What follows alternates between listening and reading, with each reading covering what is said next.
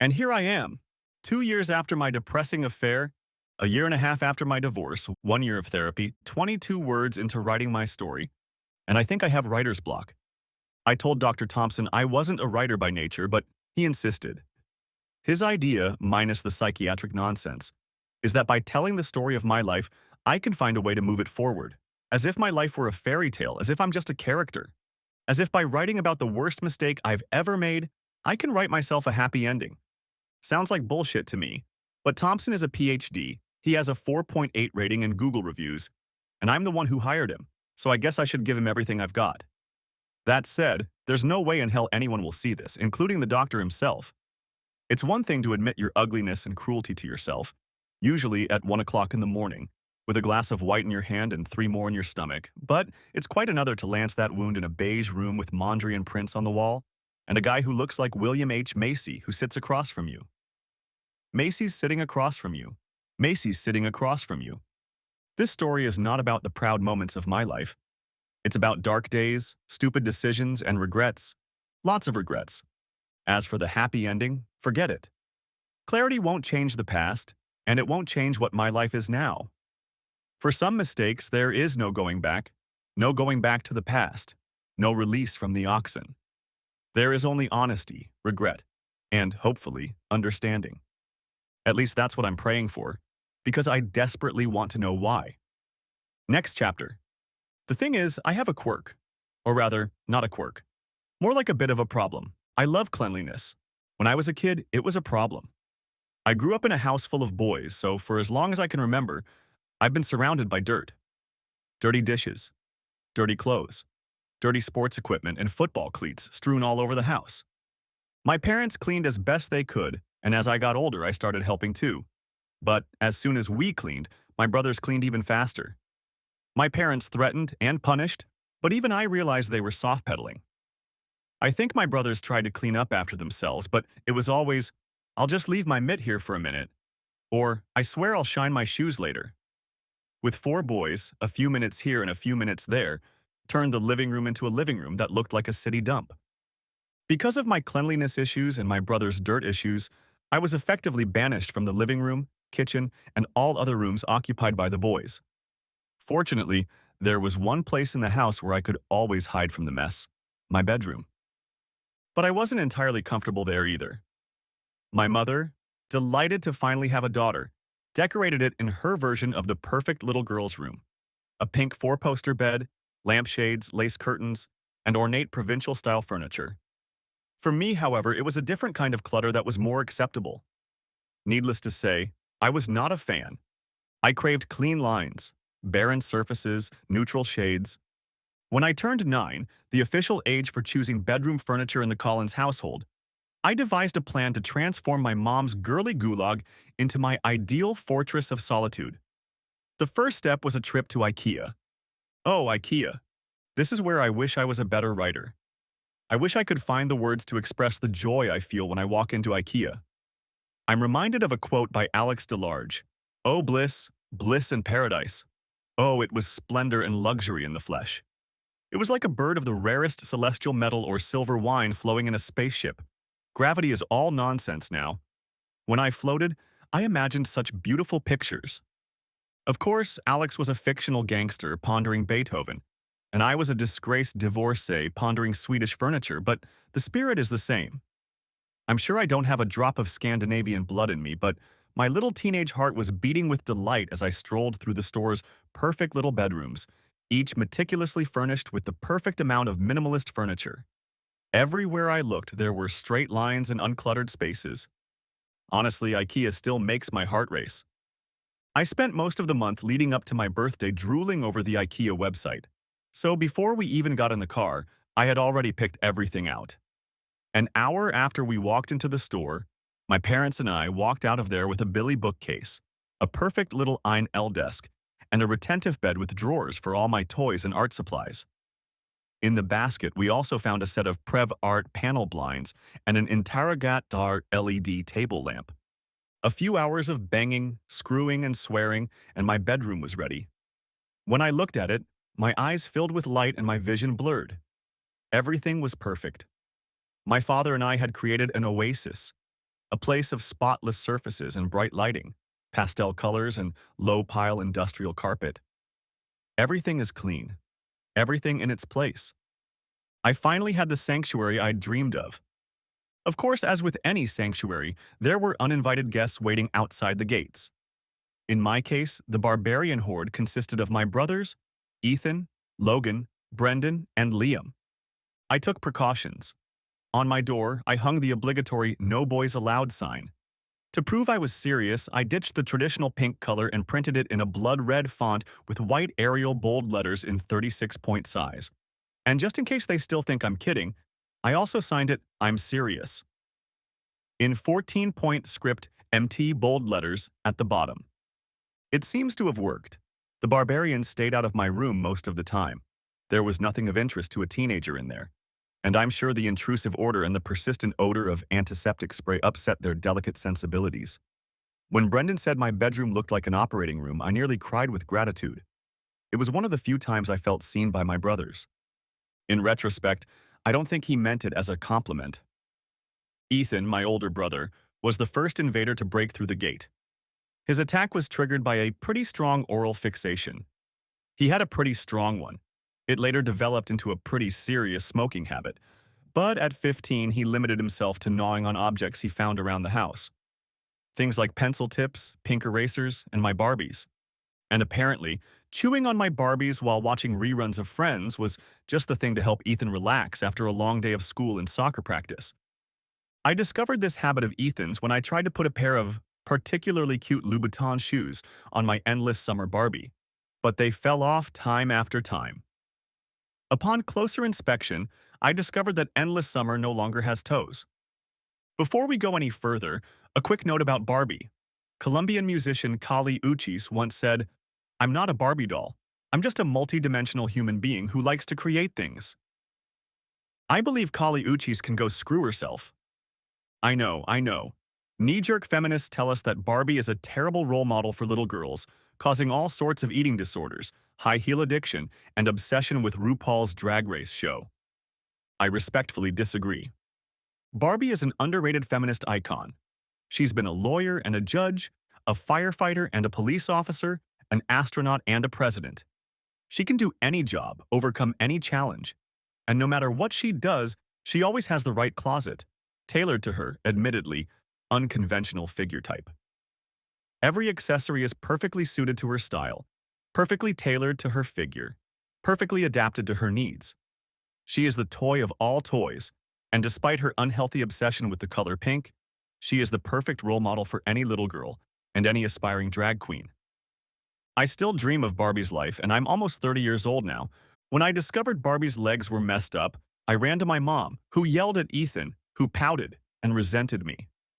Nothing happened for a few days, and then Barbie from the flight attendant's dream showed up with teeth marks on her toes. It happened again, only now all four of my brothers were making fun of me for being a chatterbox. By the time Moondream Barbie's feet were in Ethan's mouth, I realized that whining to Mom wasn't going to help, so I took it to the next level. I went to Daddy's office. I walked into Dad's office with the gait I mimed when I wanted my parents to realize I was really upset. Dad, engrossed in his computer, waved me over and sat me in a comfortable chair at the other end of the room, completely oblivious to my Oscar-winning performance. While Dad finished his work, I looked around. The office wasn't as clean and orderly as my room. There were knickknacks on the bookshelves and a few notes taped to the desk. But beneath the cozy, established atmosphere, I discerned a well-thought-out scheme. Everything my father needed was at his fingertips. The printer next to the paper next to the pens next to him. I'd be a little tougher on eliminating clutter, but I respect planning and organization. "Hey, Pumpkin," he said, finally looking up. And then he caught my facial expression, especially my lower lip, which puffed out enough to deserve its own zip code. "Hey, what's that?" I held back for a long moment, but then it all came out. "It's Ethan, Dad. He keeps eating Barbie's toes." Dad's face turned red and his mouth slammed shut. Seeing his expression, I felt vindicated. He, like me, was clearly stunned by the cruelty my dolls were being subjected to. Emboldened, I continued. "What should I do, Dad? Barbie's shoes keep falling off." Dad bit his lip and his eyes seemed to be watering. I felt a wave of kinship. Daddy understood. He hiccuped, said something inarticulately comforting, and hugged me. I could feel him shaking. I'd barely had time to tell him about Ethan bullying Barbie, and he was already crying. After holding me in his arms for about a minute longer, he pulled away and looked at me, his cheeks flushed and his eyes filled with unshed tears. He sighed and smiled softly at me. "What do you want to do about it, sweetheart?" "I want Ethan to stop, Daddy, and I want to fix my Barbie's toes." Daddy nodded. "Well, fixing your Barbies isn't that hard. Just bring them to me tonight and I'll see what I can do." Then his expression turned serious. "On the other hand, fixing Ethan might be a little more difficult. I assume you've already talked to your mom about it." I nodded. "And what did she say?" I folded my arms across my chest. She yelled at Ethan. Then he did it again, and I told Mom, and she yelled at him again, and he did it again. He leaned back in his chair. "Sounds like the truth to me. Your brothers are a little stubborn." He sighed. "And I suppose you figured she'd talk to him? He'd apologize, and then it would start all over again?" I nodded again. Dad looked thoughtful, then leaned toward me. "Pumpkin, have you ever heard the saying that insanity is doing the same thing over and over again and expecting a different result?" I shook my head. "Albert Einstein said that. He was a very smart guy. I bet you can guess what that means, can't you?" "I guess it means that if something doesn't work, you shouldn't keep doing it." He stroked my head. "That's exactly what it means, kiddo. So if Mommy tells Ethan to stop, it won't make him stop, right?" He smiled at me, and I felt warmly happy. I loved it when Daddy talked to me like an adult, asking me questions and really listening to my answers. It made me feel important and in control. "I'm sorry, Pumpkin, but there's not much I can do that your mom hasn't done. We can punish Ethan. In fact, I'm sure he'll pay for your next batch of Barbies, but he'll probably continue to chew on Barbie's fingers." My brother's taunts at Crybaby had finished me, and I didn't want to whine, at least not in front of Dad, but the injustice was beyond me. "But it's not fair." Dad sighed. "No, it's not fair. Sometimes things aren't fair." He paused for a moment and looked at me, as if measuring me, deciding if I was ready for the harsh truth. I sat up straighter and looked him in the eye. "Honey, look on the bright side," he said. "If yelling at Ethan doesn't work and punishments don't work, then you have to find something that will work. How did Ethan find your Barbies?" "I left them in the TV room." His mouth pressed into a straight line. "So let's get this straight. Ethan was in the TV room, probably watching CSI or something." "Friends?" He nodded. "Okay, Friends. So, he's watching Friends and sees your Barbie on the floor. Being in a chewing mood, he decides to pick her up and try her toes. Sound about right?" I felt my face frown. "Yeah." Dad rubbed his chin. "What if Barbie wasn't lying on the floor? What do you think he would have done then?" I blinked. I don't know. Maybe he would have found something else to chew on." He smiled slightly. "I think so too." He pulled me into his lap and hugged me. "Look, I know it's awful that your brother is ruining your Barbies, and it's even more awful that you have to find a way to fix the problem yourself. But now is the time to learn something important. Sometimes you're the one who has to solve the problems that are bothering you. So what are you going to do? Take out my Barbies?" He nodded. "Maybe make a special place for them." He smiled at me like I was a genius. "That sounds like a good idea. Maybe one of the drawers in your new bed could be a Barbie drawer?" I nodded. The idea was pretty appealing. Truth be told, I loved Barbie because of the accessories. She had all of them. And I could easily envision turning one of my drawers into the perfect post-apocalyptic wardrobe slash stash slash bunker for Barbie's clothes. I was already envisioning rows of Tupperware containers, each filled with different clothing items, beauty products, or accessories. How would I organize them by color, by size, by number of items? My head was spinning with the possibilities that were opening up. I smiled at Daddy. "Thanks, Daddy. I'll go check it out right away." "Anytime, Pumpkin." 2 days later, I had all the new Barbies Ethan had paid for. Each had a full set of toes, and they lay in their hideout in neat rows, like perfect little soldiers dozing in their molded plastic sarcophagi. And their accessories, as I had envisioned, were stacked in stacks of matching plastic containers from IKEA, which I arranged mostly by size, though sometimes changing them by purpose. And sometimes by color, too. Everything was fine. At least until a week later when I found Malibu Dream Barbie on the floor of the TV room without half of her legs. I froze. What had happened? Had I left her unattended? Had I failed to protect my Barbie from the barbarian at the gate? I ran to my room. It looked pretty much the same, but I noticed that Barbie's drawer was open and the sheet was pulled up. My face grew warm. There was no way I was going to let the sheet get caught like that. My hands clenched into fists. Ethan had tracked her down. I remembered my conversation with my father. Fighting wouldn't help me. It wouldn't help that Ethan would pay for new dolls either. My Barbie bunker was empty. Clearly, it was time to take matters into my own hands. Finding a new hiding place was easy. I built a box for my girls and hid it in a shoe rack in my closet. For a second, I wondered why Anne Frank's Barbie wasn't here, but then I dismissed it. Her clothes were too boring. My Barbies were safe in their new sanctuary, but Ethan still needed punishment. It wasn't even about Malibu Dream Barbies anymore. There was one place in the house where I was safe from the noise and mess of my brothers. One place where I could shut out the rest of the world. One place where I felt safe. And Ethan invaded it, stole from it, ruined my bed. And now he had to pay. Ethan was 6 years older than me, weighed twice as much as me, and was at least a foot taller, so defeating him was out of the question. Getting revenge took strategy, not strength. Brains, not brawn. Determination, not teeth. And if it was truly effective, Ethan must never find out it was me. My mind was spinning with thoughts of how he could get back at me. Maybe he'll be looking for my fingers. It took a few weeks, but I finally came up with a plan. Ethan had soccer practice every afternoon and Saturday. He would come home tired, drop his sweaty jersey, stinky cleats, and dirty pads in the living room, and then stagger to the kids' bathroom where he would shower and dry himself off with a towel, a black sheet that hung outside the bathroom door. 2 weeks after Malibu Dream, Barbie lost her toes. I headed to the bathroom at 5 o'clock, about a half hour before Ethan usually got home from practice. But this time, instead of toilet paper, I used Ethan's towel, and I wiped myself thoroughly. By the time Ethan finished screaming, half the family was in the bathroom and the other half in the hallway. He was crying and still wiping the brown streaks on his face with the towel, which only made them worse. Dad took Logan and Brendan out into the hallway while Mom whispered with him and tried to take the towel away. Dad closed the door. My parents never figured out which one of us did it. We were all under suspicion. As the oldest child, Ethan ruled with an iron fist, and I wasn't the only one struggling under his not-so-friendly dictatorship. We all had motives and opportunities.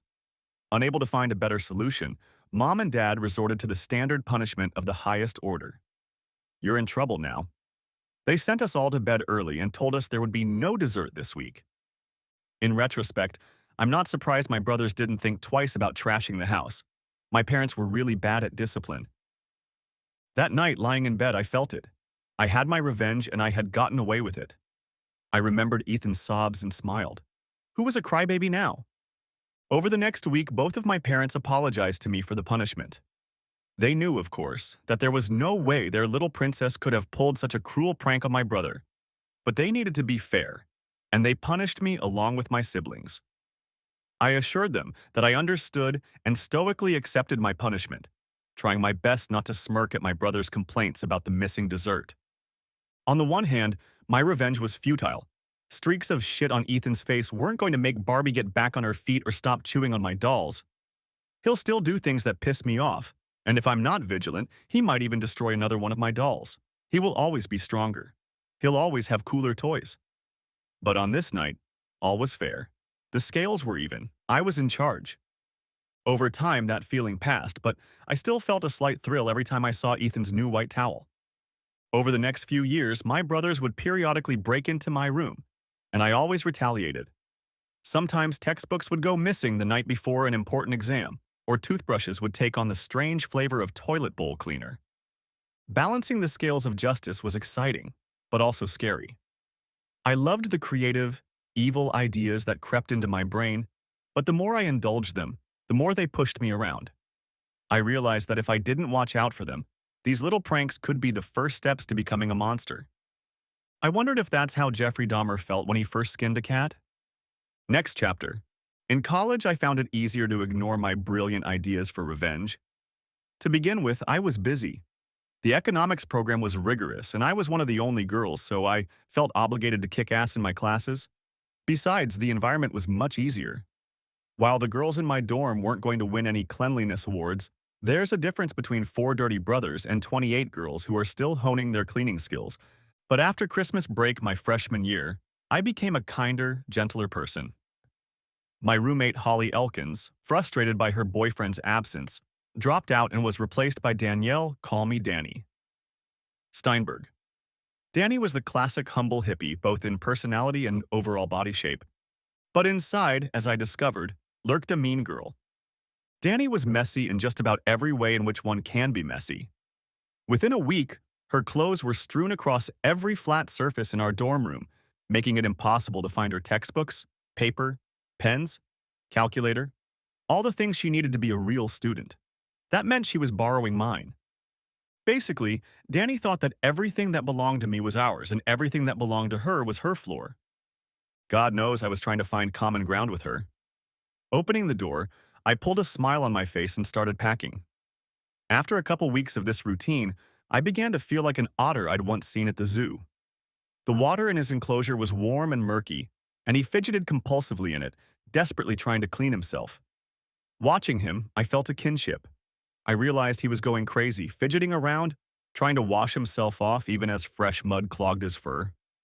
Life with Danny was like that.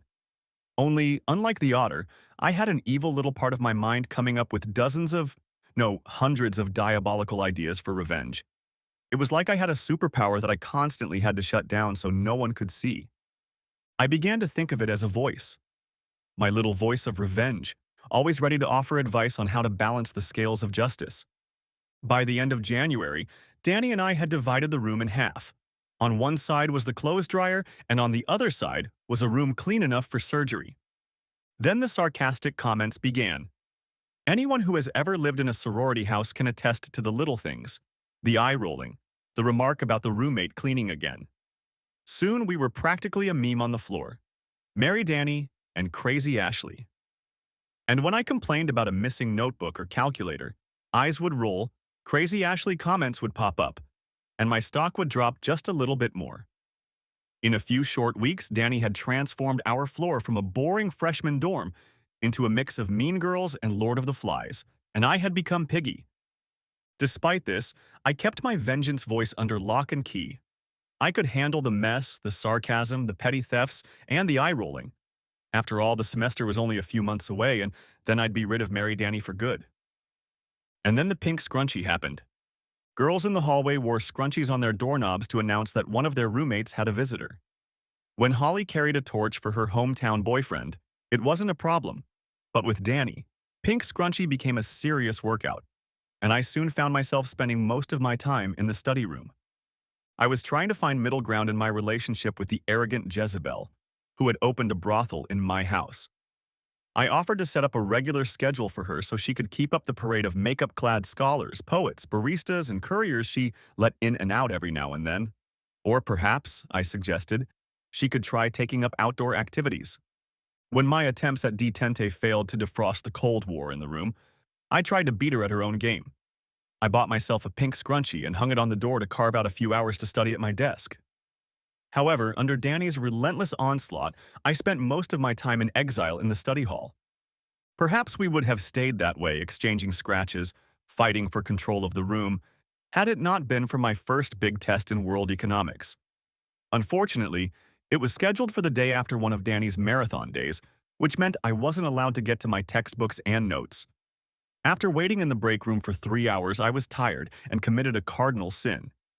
I ignored the pink scrub. I expected to see Danny, but her bed was empty. I wondered for a second if she'd already left and just forgot to bring her sketchbook. Then I caught some movement in my part of the room. It took my brain a moment to realize what I was seeing. Danny turned her head. "Get out!" she shouted. "Screw you!" I shouted back, "Not on my damn desk." I grabbed a can of Lysol from the nightstand and started spraying. My desk, my book, Danny's, I screamed. He screamed. She, stumbling on the floor, followed him, and I pulled her aside as she walked out the door. It was all done.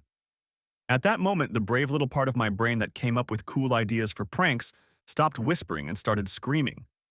I ignored the first wave of ideas, Bengay and her lotion. Well, lots of Bengay. And superglue. I waited. I tried to calm down. And once I calmed down, I started planning. My revenge was going to be sneaky. Danny's smartass remarks had already gotten me labeled as a weirdo in the hallway. And because of our fight, we were both on probation, and any further infraction could get me expelled. Fortunately, I knew how to be sneaky. Another interesting fact, in my college's student health department, antibiotics were handed out like candy, and the girls in my hallway often dropped them halfway through.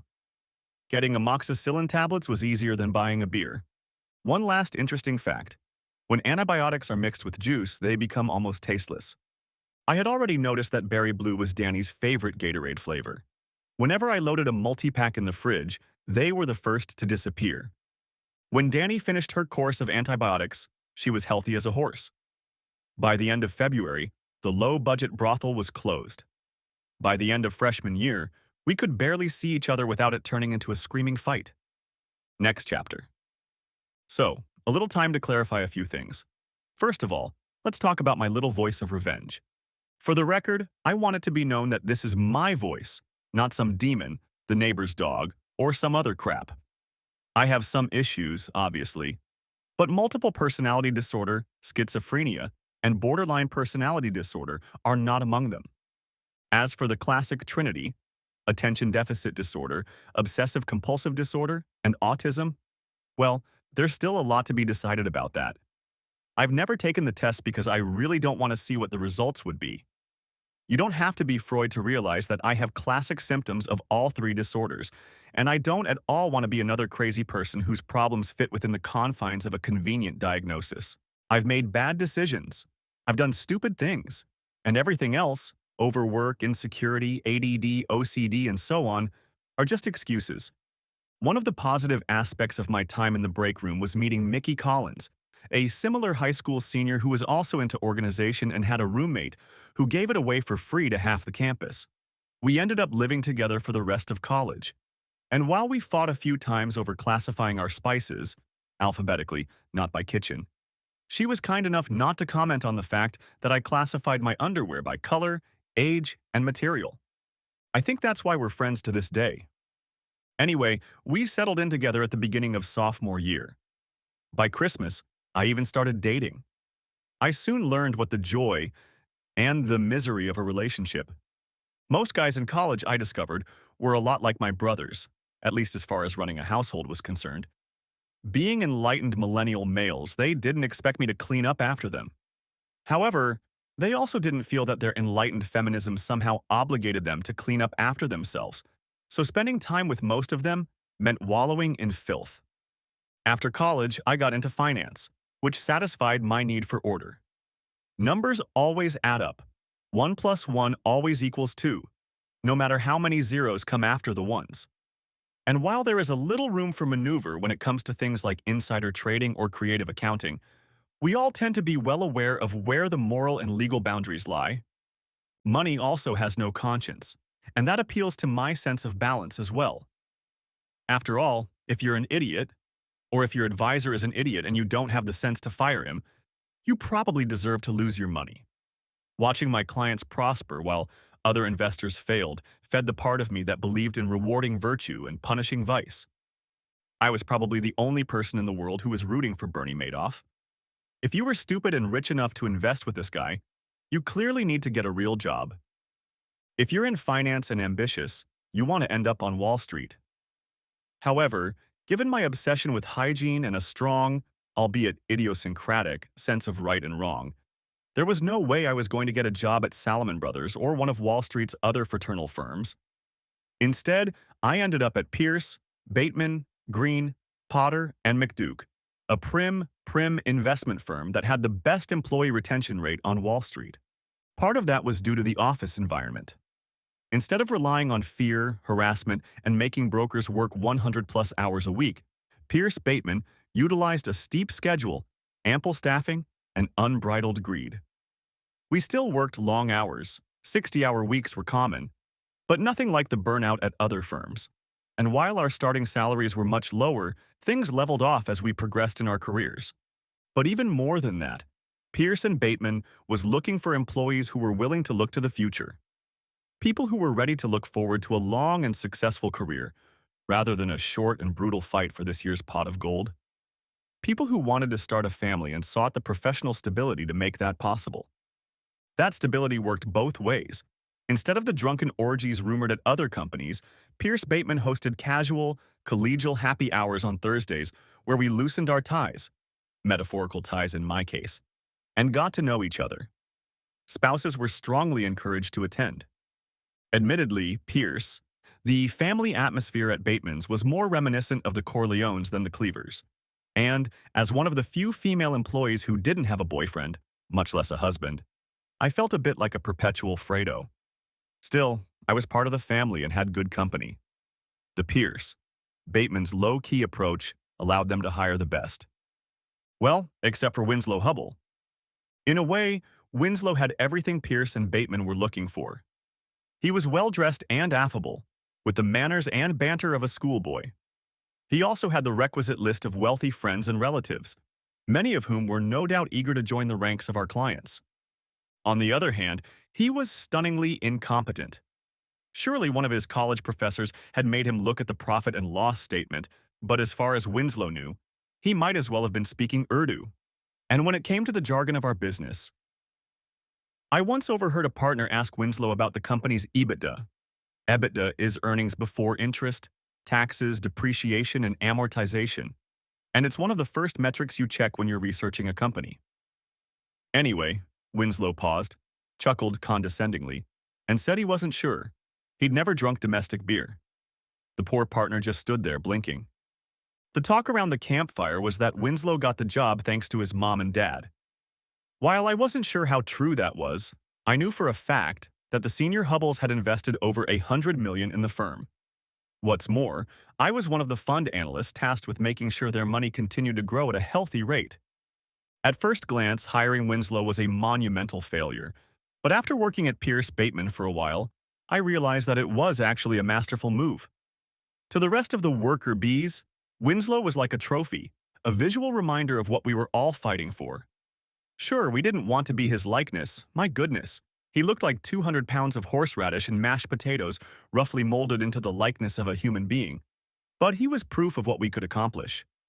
If we work hard enough, make enough money, build enough strong clients, kiss enough asses, well, maybe our kids will be incompetent, bumbling morons and still be able to make six figures. Heck, that's the American dream, right? Despite the company's ban on working too long, I still managed to spend about 80 hours a week at my desk. I had nothing to do.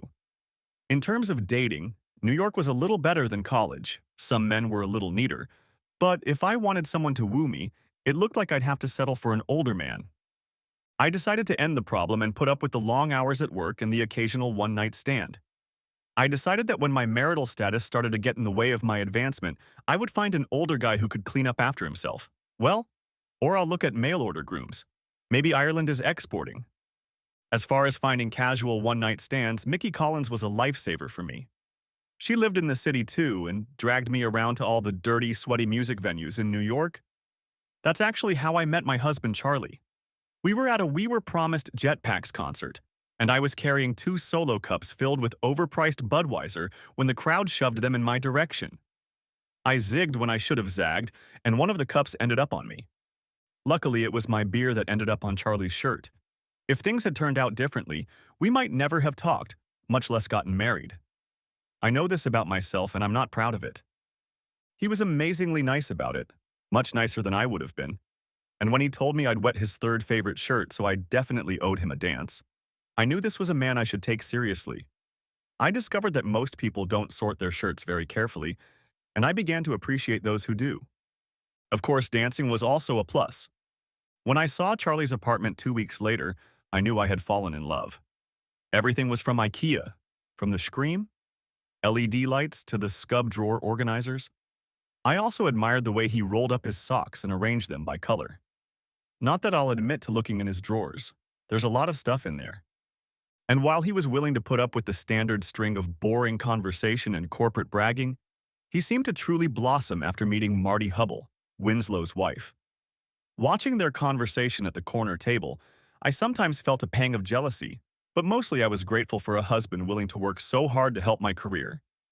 He even allowed me to invite almost his entire office to our wedding, which took place about a year after we met. On the work front, the wedding was also a boon. When the ring came along, I had already been working as a junior analyst for 3 years, which allowed me to qualify for a promotion to full analyst. The promotion came 2 months after the ring. I want to be clear. Although Charlie helped me in my work, that's not why I fell in love with him. And it's certainly not why I married him. Why did I fall in love with Charlie? That's another place where I wanted to be a better writer. With him, I was either wild and outrageous or rude and sporty, or, yes, buttoned up and organized. I was more than I thought I could be, and he was more with me too. There was something between us that had no name. As vulgar as it sounds, I felt complete. I had a man who saw all of me and still loved me. A man who soothed my wounds and supported my weakness. There are no words for it, and those expressions you hear, my other half, the wind beneath my wings, the yin to my yang, don't even reflect how deep the feeling of being a part of the Charlie and Ashley couple was. It was safe. It was exciting.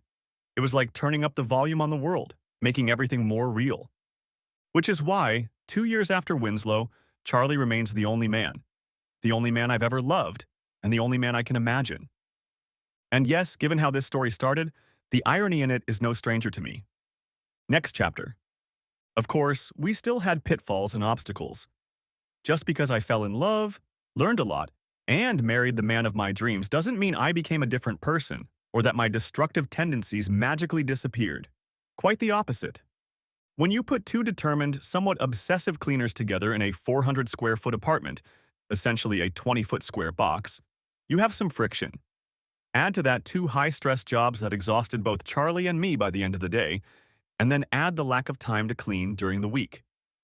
This is not a recipe for domestic bliss. I kept a close eye on my need to control, but completely overlooked a more important and ultimately more damaging trend. Over time, as I focused all my energies on rising to the level of senior analyst, I began to see Charlie as my life support system. When I came home from work, he was the person who energized me. When I needed help with a project, a different perspective on a problem, someone to run a last-minute errand, or just give me a hug and make me forget about everything in the world, he was there. He was there everywhere. Taking care of me wasn't Charlie's responsibility, but he took it upon himself and I let him. I started to forget that loving me was something Charlie chose to do, not something he was paid to do. And when I forgot that, I started to love myself a lot less. That's how the pants episode happened.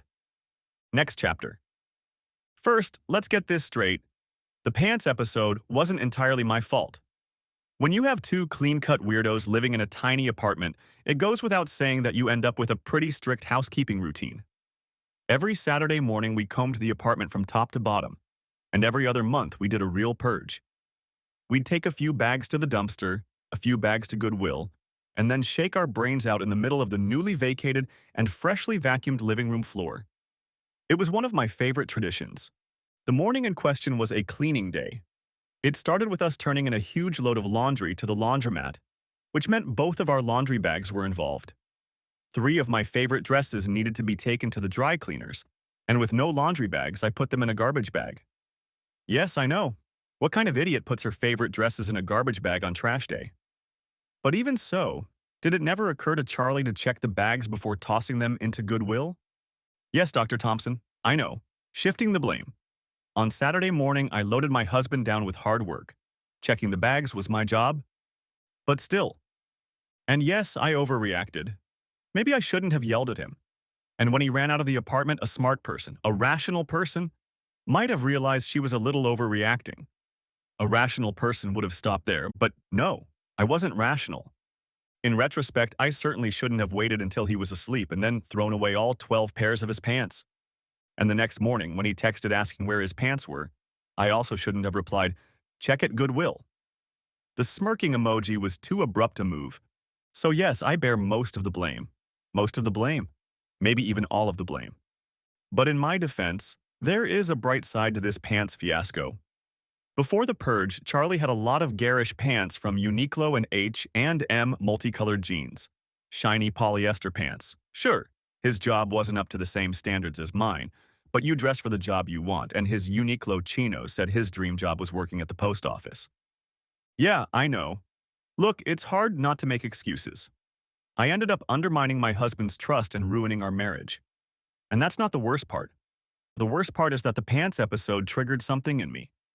It's been years since the Danny Steinberg incident, years during which I had kept most of myself on a leash. And while I was appalled by my behavior, some part of me, a bigger part than I'd like to admit, felt like it had been let out of prison. In retrospect, I can say that Charlie took the whole pants thing incredibly calmly. He probably would have been entitled to walk out the door, or at least show up to my work party in cropped sweatpants. But no, he bought himself new pants, had them tailored, and dutifully went to Three Olives looking like the perfect model of the modern male financier. Apologies to Gilbert and Sullivan, of course. But while things seemed to be on the mend, problems were still bubbling underfoot. We should have talked about it, but instead Charlie treated me silently for 4 days. It was effective. He was a talkative man, and his silence was louder than most people's screams. Without words, it told me that he was seriously angry. The only thing I didn't realize until much later was how deep that anger was. Still, I slowed my step. I didn't stop completely. After all, the little voice of vengeance was free and hungry.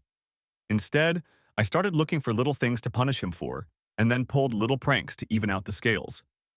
Filled the sugar bowl with salt, stole the book he was reading, took all the marshmallows from his Lucky Charms. Little revenge for little things. Over time, we slowly got back to normal, or at least a new life. Replenishing our closet for a couple months wiped out all of our expenses, and we had to look for free classes. Or rather, I had to look. As punishment, I took it upon myself to plan our calendar. I discovered free concerts in Central Parks and tracked down the best musicians on the subway. $2.75 subway fare for live music. I sought out weird little museums all over the city and tracked down their free admission days like I was a Catholic mom with 10 kids and 5 bedrooms.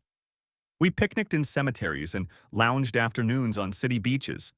We talked, laughed, discussed our big dreams, our least favorite foods, and the fact that most modern art is a joke. We became closer than ever. And then Caitlin Kahn happened. Next chapter? I won't even pretend that my reaction to Caitlin was rational. When I met her at a 5K race sponsored by Charlie's company, she launched voices I didn't even know existed. There was my familiar voice of revenge, plus the voice of jealousy, the voice of insecurity, a totally freaking irrational voice. And the thing is, Caitlin was really nice. She was a little shy and seemed to feel a little awkward in her thin sweatshirt and tights. I think she pointed out at least 3 times that they weren't the thick sweaters and corduroy pants she usually wears to the office. And I was very nice too. Having dealt with the money of annoying old preppies, I knew how to put a nice smile on my face when talking to people I enjoyed gutting. Caitlin and I chatted about all sorts of silly things, where she bought her shoes and where she went to school, how long she's been running and what the best diner in her neighborhood is. Standard, superficial conversation between a devoted wife and her husband's friendly coworker. But beneath the surface, I was seething. Watching Caitlin, I felt jealousy and vulnerability. Looking at her, I saw the fragility of the shelter Charlie and I had built. I wanted to lock the doors, board up the windows, hide my Barbies. I'd been to Charlie's office Christmas parties and met his coworkers, but it was then that I first realized, really deeply realized, that he had another life besides me. A beautiful woman who looked up to him, colleagues who rely on him, a job that matters to a lot of people. At the pier, Bateman Charlie was a handyman who came to weekly happy hours to support me. Every Thursday, he watched me flirt and make my way through a crowd of men who were pretty hot, if you liked strong chins, expensive suits, and inflated egos. He knew everything about my world, from the nicknames of my coworkers to the deadlines of my projects. God, when I think about how much time he spent talking to Winslow with a fake smile on his face while he humbled himself and didn't, I think maybe Charlie deserves a Nobel Prize, or at least sainthood. But when it came to his work, I was a part-time wife. I didn't know if his company had happy hours or if he attended them. I didn't know about his work projects, or even what he was doing. And then a horrible thought crossed my mind. What if the only reason we'd gone to the Central Park race that day was because I was a runner, and Charlie knew I'd enjoy it? I felt the blood rush from my face. What did it say about our relationship that I only came to his events when I liked them? I thought I heard thunder in the distance. A storm was looming on the horizon, threatening to destroy my perfect life. As I watched Charlie with Caitlin, I realized that my willingness to overlook half of Charlie's life had left the door open to potential predators. A smart person, a rational person, would have taken advantage of the red flag and looked a little deeper into my husband's work life. As for me, all I could focus on was the fact that a beautiful woman was casting masculine glances at my husband, and he wasn't pushing her away. My jealous side was saying, "Oh God, no." And my little vengeful side was hatching the idea of cutting off her hair, one strand at a time, no scissors. As for my rational side, she seemed to be packing for a trip to Rio. As we walked back to the apartment, I looked at Charlie in silence. I'm sure he could tell my anger by the angle of my jaw and the stiffness of my gait. When we finally talked, he'd done everything right. Minimized his relationship with Caitlin, talked about how much he loved me, flirted until I was, well, not happy, but at least calmed down. How did he put up with me? How could he tolerate my behavior? Even after 2 years of working with Dr. Thompson, I still can't figure it out. When I got home, I did exactly what you would expect a jealous, immature, guilty wife to do. I had fun with him. Maybe I hoped I would leave him so devastated that he would have nothing left to do but give to Caitlin or the other women in his office. I decided to pay more attention to my husband, and in the meantime, remind him where he belonged. Charlie's behavior in the weeks that followed didn't reassure me, but I'm not sure there's much to reassure. The voice of vengeance went crazy, reminding me over and over again of the way Caitlin looked at him like he was a noble cow, not to mention the way he and Marty Hubble cuddled during happy hour, or the way he looked adoringly at the barista at our neighborhood Starbucks. Having seen one threat, I now saw them everywhere, and yet I hung in there. Until Hell Week, next chapter. Once a year, Charlie's office would go into overdrive as they rushed to publish the company's annual report. His team would suddenly go from an 8-hour workday to a 12-hour day, or even longer. I knew it was coming, but I wasn't prepared for the visual reminder that Charlie's world extended beyond our apartment, our marriage. On the first day of Hell Week, Charlie came home 4 hours late and looked terrible. The last shards of my rational side whispered that his dirty clothes, 1,000 yard stare, and obvious fatigue spoke of a long, brutal day at work. Meanwhile, the jealous me stood there with a mouthpiece and shouted that being tired and having a good time were very similar. And the not-so-rational me, the new girl who showed up on Charlie's 5K day, heard the thunder, felt another earthquake roll through our cozy, comfortable oasis, and finally lost my temper. I still blush when I think of my poor husband, wobbly on his feet as I scolded him for coming home late from work. How many times I came home 1, 2, 3 hours late, irritated and tired, demanding that he please me? It didn't matter. I heard the rumbling, saw his cloudy eyes, and was in no mood to reason straight. Before I let him climb into bed, I made him promise that no matter what, he would respond to my texts within 10 minutes, but even then, I knew I would go to extreme measures. God, I was confused. But here's the thing, and I'm pretty sure I'm not blaming the victim. I wasn't alone in this. Charlie was there too, that week. I mean, that first night would have been a very good time to talk to me about my behavior. Maybe he should have told me I was acting crazy. Or, for that matter, he could have pulled out a pair of pants and just thrown me a meaningful look. Maybe he should have advised me to see a counselor. Or maybe he should have just yelled at me. I was counting on Charlie to provide us with a happy, stable home, even if it led to conflict. Perhaps that's unfair, but it's also true. Sometimes I think loving someone means telling them to clean up their act. But instead of calling me to order, Charlie tried his best to placate me, which in turn fueled the beast. Looking back, I realized that he was so accommodating because he cared about our relationship. But at the time, I wondered if he was giving up so quickly because he was tormented by his conscience. I had no way of finding out what was going on in Charlie's office. Hiring a private investigator would have been too expensive, and other options like hacking into his cell phone, bugging his backpack, or installing a keylogger on his laptop weren't very useful either.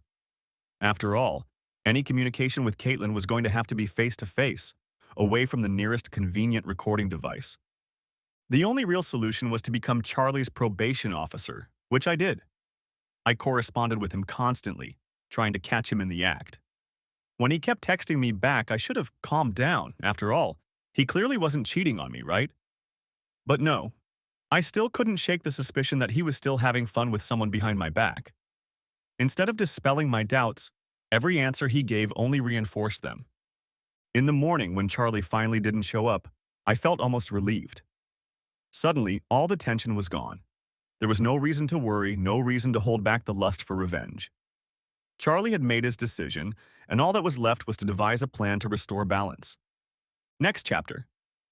From what I've heard, people usually cheat because they don't respect their spouses, or they seek control, or they have some sort of, oh my god, I'm getting old and I need to have fun with some weird guy syndrome. None of those options applied to me. Well, maybe I had control issues. Okay, maybe I had a lot of control issues.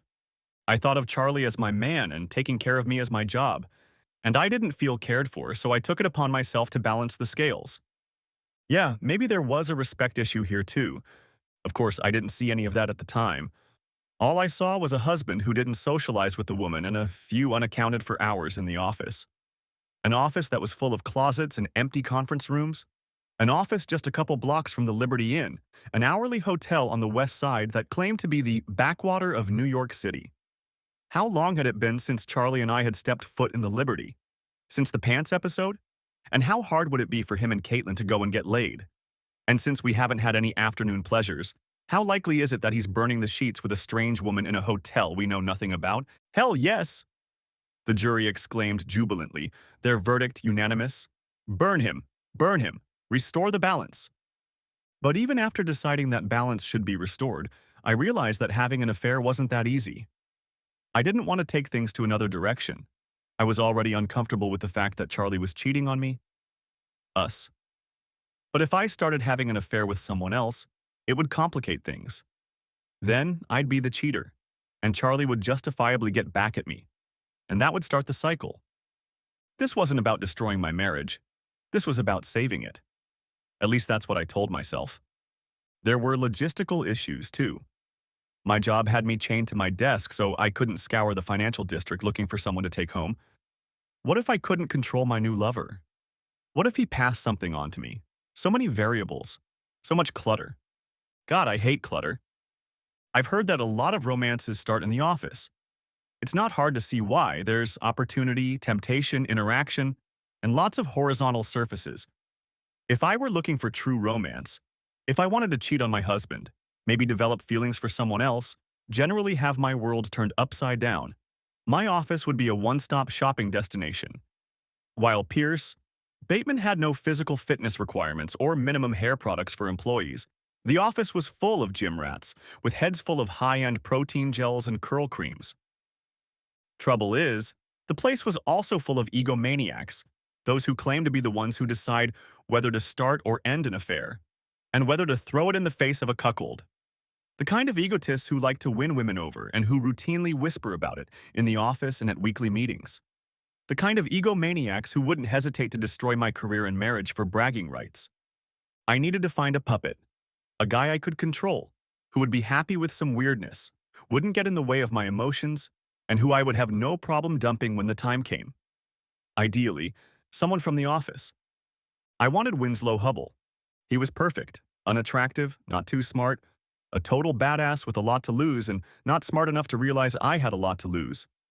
Besides, doing it to him would make Marty Hubble a head shorter, at least in my mind. Just like that, 6 days later, I found myself staring at the ceiling, wondering if my husband had replaced the smoke detector. Next chapter.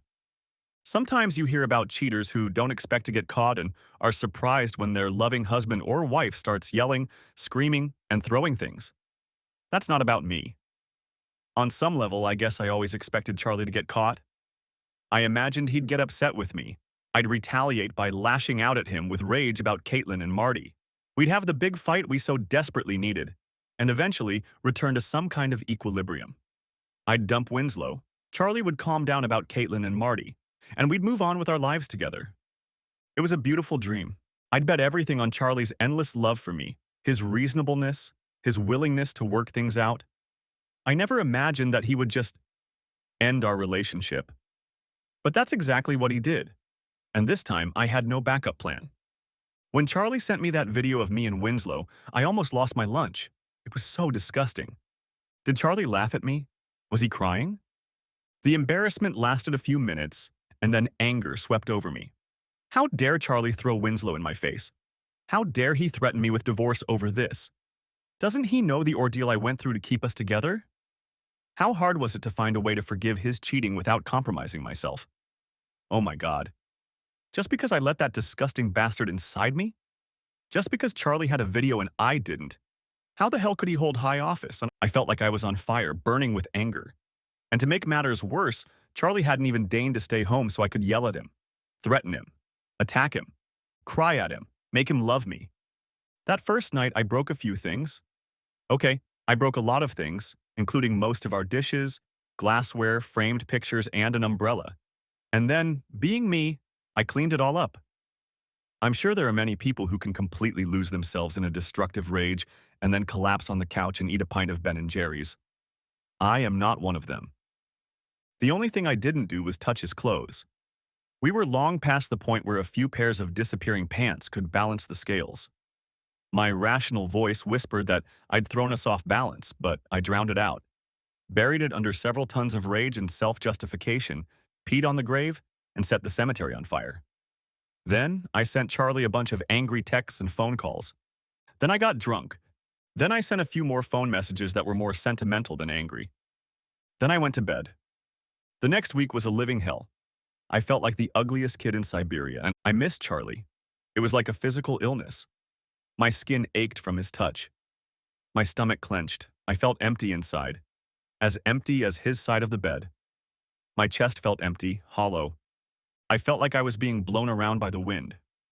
Charlie didn't respond to my texts, calls, emails, and WhatsApp messages. He deleted me from my friends on Instagram, Facebook, and Snapchat.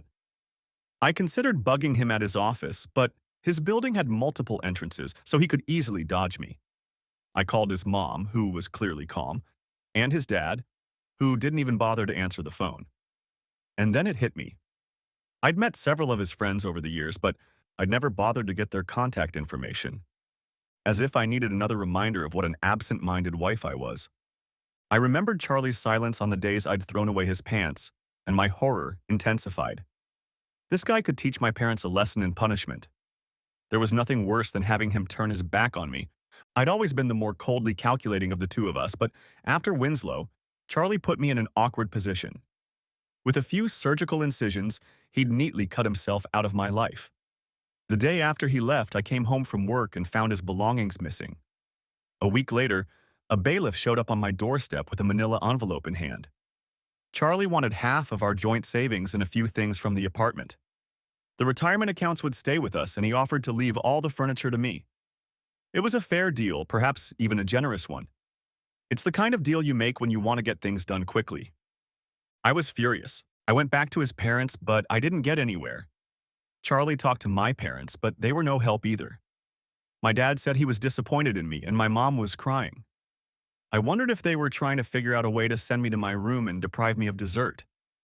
I didn't have enough money to hire a good lawyer, but I did everything I could to delay, waiting until the last minute to respond to his divorce petition, demanding hearings, demanding counseling. I couldn't stop the process, but I slowed it down. All I wanted, I told his lawyer, was contact, a chance to talk. After 2 months of procrastination, I got what I wanted. Charlie wrote me a letter. Dear Ashley, he used my full name. I'm trying to do this the easy way. I still love you. I think I always will. But I can't erase the memories of seeing you with Winslow. And even if I could, I can't spend the next 50 or 60 years wondering when, not if, I'll piss you off again. And I certainly can't live in fear of what you'll do for your next revenge. In 2 years, you've gone from destroying my pants to destroying my faith in you. I shudder at the thought of what you might destroy next. I tried to be soft on this issue. I told both of our families that you did something that irreparably destroyed our marriage. While I'm sure they could have filled in the blanks, I didn't do it for them. I also didn't show the video to anyone. What's more, I didn't even bother to watch the last video. After I watched one, I didn't need to watch anything else. So here goes. Sign the papers. If you don't sign, I'll dig up both videos and let our family and friends know exactly what caused the breakup of our marriage. And my explanation will be well illustrated. Let's part mercifully. Let's rebuild our lives. Let me go, Charlie. I guess I should have realized a lot of things from this, but primarily that Charlie never got to see my last day with Winslow. I blushed at the thought of him seeing it and felt a strange sense of relief that he hadn't seen the worst of it. Sure, I didn't like the thought of my parents, in-laws, friends, and coworkers seeing me tumbling around in bed with Winslow, but I knew I could handle it. The hardest part would be with Charlie. It was enough that he'd seen me with Winslow, but to see it on the last day was a humiliation I was unlikely to survive. And then there was Charlie threatening me. This was the man who had let me destroy his closet, who had given so much of himself to help my career, who had made my world so much bigger. I knew he was telling the truth when he said he loved me, but he was also telling the truth when he said he would destroy me if I continued to fight for a divorce. That's when I realized this wasn't a tactic, a prank, or a negotiation. Charlie was going to leave me. I was going to be alone, more alone than I had ever been before, if only because I now knew what it meant not to be alone. I felt something crumble inside me, like I was exploding or shrinking inside of me, as if the emptiness was finally eating me whole. I wrote him back, "Dear Charlie, you win. If you promise to destroy the videotapes, I'll sign. Love, your Ash." His answer was short. Ashley. I promise, Charlie. I signed the papers. A few months later, we were divorced. Next chapter. Epilogue. Once I accepted the inevitable, the divorce went easy. Charlie let me keep the apartment, half the money, and most of the furniture, at least what was left after my tantrum. I ended up moving in with Mickey Collins in a nice, ultra-modern apartment in Battery Park City. It was close to work, and the neighborhood was beautiful in the spirit of Logan's Run and a utopian future. All in all, it was exactly how I envisioned Toronto to be. And yet I missed our cozy little neighborhood, the Zabar's store on the corner, the old Irish bar on the next street. Most of all, I missed Charlie. I found out later that he had moved in with his friend Aaron in Jackson Heights and then rented his own apartment there. On the one hand, it was Queens, so I clearly won. On the other hand, I sometimes imagine Charlie in Little India, Little Thailand, or Little Mexico, wandering through curry stores, street saris, and open-air markets on amazing adventures, without me. And that's when I realized I'd lost. I rushed to work, ran inside as soon as the doors opened, and stayed there until the cleaners escorted me out. I told myself I came early because it was now a 15-minute walk to work, and I left late because there wasn't much nightlife in Battery Park City. Lying to myself was easier than admitting that I'd made work my life because I'd ruined my real life. Winslow had been trying to date me for months, but it was easy for me to talk him out of it. I told him I didn't want to mess up the divorce case, that I wasn't ready, that work had gotten me down, that I was depressed, all the standard excuses. And he, being Winslow, would nod his head, say, "Yes, that's reasonable," and look at me with puppy dog eyes, letting me know what he wanted. After 6 of our afternoon meals together, the puppy dog eyes had no effect on me. Marty Hubble still came to happy hours at Three Olives. She seemed normal, but there was a sense of sadness about her. Perhaps it was partly due to the fact that, with no Charlie to keep her company, she was forced to socialize with the rest of the trophy wives from Aquamist. Sometimes she would look at me, and I could see something in her eyes. Anger? Pity? I hope it was anger. A year after the divorce, Winslow went on vacation. When he returned a month later, he couldn't meet my gaze, or anyone's gaze for that matter. Then Marty stopped showing up at Thursday night socials. From what I heard, they broke up. A few months after Winslow Light showed up at the office, I started seeing him again. Mickey finally pulled herself together and declared that either I was starting my life over or she was going to look for a new roommate who, quote, wouldn't turn on the light every time she opened her mouth. Mickey has a way with words. We went to a few concerts together. Arctic Monkeys at Webster Hall, Gogol Bordello at an establishment in Bushwick, before we ended up at a We Were Promised Jetpacks concert in downtown Brooklyn. I should have known what would happen next. We were promised. Jetpacks weren't that popular, but it still took me by surprise. I ran into him in the smoking area. I was so shocked that I tripped and splashed beer on my t-shirt. I didn't pay any attention to it. When he saw me, his eyebrows went up. I think he was surprised too. For a while we looked at each other, waiting to see what the other would say. Finally I interrupted. "Truce?" I said. He smiled. "Truce." I wiped down one of the benches.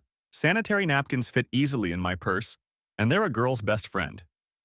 Meanwhile, he was watching with a half smile on his face. I threw him a fake look. "You like that, don't you?" The smile blurred. Even a little too much. "Are you going to take the sidewalk too?" "The ass," he chuckled. "So are you going to sit down or what?" I said. "I'm deciding for now. Is it safe?" I smiled back at him. "No germs." We exchanged a few phrases. "Where are you? What are you doing? Did you hear?" He smirked oddly when I mentioned that Winslow had deflated and Marty was gone. I made a mental note to ask him about it later. Every once in a while, some hipster would come up to us and we'd sit down on a bench so that our feet were almost touching. The centimeters separating us were killing me. I felt like I could feel the warmth of his knee on my skin. After a while, we ran out of things to catch up on. 2 years apart had been too full and too empty. For my part, I absorbed that time with long hours at work and grueling hours in therapy. For Charlie, it was visits and explorations filled with hole-in-the-wall restaurants, bodegas, and yes, sari stores in deepest, darkest Queens. That said, no dates, or at least no important dates. Finally, he threw me a look that meant it was time to rip off the Band-Aid. "Why did you do it, Ash?" he asked softly. My heart beat faster when I heard him say my name. Hundreds, maybe thousands of people had called me Ash in my life, but no one could make me feel what I felt when that tiny word came out of his mouth. I blushed. "You can probably guess," I said, looking at my hands. "I was angry and scared. You were everything to me, and I needed you. And you were giving it to me. And then one day I realized that you were giving me so much, and I wasn't giving you even close." His face darkened. "You thought you were depriving me and decided to change?" "I don't think that makes sense." I sighed. I knew I was out of balance. We were out of balance. Balance! His eyes sparkled with humor, and for a moment I remembered other nights, other concerts. I was pierced by a pain so intense I froze. "So why didn't you try to balance us out?" he asked. "It would have made sense, wouldn't it?" I tried to smile back at him, but I'm sure I failed. "That's exactly what I should have done. But once I realized I had failed you, I started to see danger everywhere. I soon convinced myself that you'd find a better deal, that you'd already found a better deal." "A better deal," he snorted. "So did you ever realize I wasn't cheating on you?" "Yes, it was the first week of therapy. And then I realized why we couldn't deal with my jealousy." I threw a death glare at the goth girl staring at our bench, and she bounced to the side. "Whatever you told me back then, Caitlin had a boyfriend, Caitlin had a girlfriend, Caitlin was an android. Whatever it was, I wasn't going to believe you. I was so sure I was right. So sure there could be no other answer. I would have ignored anything you said." He looked impressed. "And you accomplished that in 1 week of therapy?" I grinned unfunny. "It took me 3 months to figure that part out. I'm still trying to figure out how things even got this far in the first place. Why I sabotaged myself, us, so completely." "And what did you come up with?" I grinned. "Well, it's been 2 years since the divorce, thousands of dollars in therapy, and here's what I've come to. I was definitely in my own little world, being incredibly selfish and setting my marriage on fire." I snorted. "What the hell? That's a start." He didn't smile back. "But why Winslow?" "Oh, that's easy." I leaned my back against the wall. Winslow was a joker. He was easy to convince, easy to control, and there was no way he'd give me away. Most of all, I chose him because he was so awful. I knew there was no way in the world I could fall in love with him. I gave Charlie another wobbly smile. "And I would have gotten away with it if it weren't for you damn kids." He answered me with a wobbly smile. "You know there's no way I could have stayed with you, not after this." "Yeah, your letter made that clear." I caught a whiff of cigarette smoke among the clouds of mango vape. Someone was actually smoking in the smoking area. I wondered if some random hipster was going to call the bouncer. I don't understand that you never got back at me in Winslow. I can't live with that. I'm going to have to balance the scales. Balance the scales. Who says I haven't? He looked thoughtful. About a year after our divorce, I got back together with Winnie. I had some free time on my hands, and I learned about everything. All his little demons. I laid them out on the table. He grinned. The whole thing was that his self-esteem was built like a house of cards. On the favors his parents favored, the scandals they kept quiet, the events they organized. It took me about an hour for it all to come crashing down. That's it? I felt disappointed. Winslow had helped destroy our marriage and he just got a stern talking to? Charlie shrugged. I also gave him a video of you and him together. Let him see himself in action. Let him hear him talk about me. I think I've half convinced him he's gay. I chuckled. It sounded almost real this time. That explains a lot about what happened to him. He got confused. It's like he's turned into a ghost that haunts the office. The smoking area emptied out. Apparently the band was going to continue their performance. He deserved it. Charlie's face was stone cold. I also gave Winslow another video. I felt a pain in my gut. Not on the last day. He glared at me. I promised I'd destroy it without looking. I keep my promises. I blushed, and the pain in my stomach intensified. It wasn't hard to guess what he meant, after all. There was one among us who didn't keep her promises. Through the walls of the smoking area, I heard the sounds of drums. The band was starting to play. So what was that second video? It was me and someone else. And before you ask, I'm not going to tell you who it was. Suffice it to say that I'm pretty sure it was Winslow who messed it up. It wasn't hard to guess who Charlie's partner was. Damn, Marty.